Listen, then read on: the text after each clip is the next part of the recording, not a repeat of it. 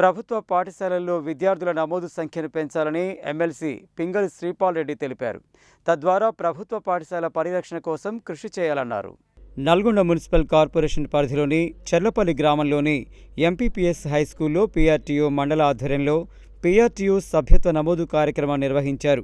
ఈ కార్యక్రమానికి MLC Sripal Reddy, PRTU రాష్ట్ర ప్రధాన కార్యదర్శి శ్రీ సుంకరి భిక్షం గౌడ్లు ముఖ్య అతిథిగా హాజరై ఉపాధ్యాయులకు సభ్యత్వాలు అందజేశారు.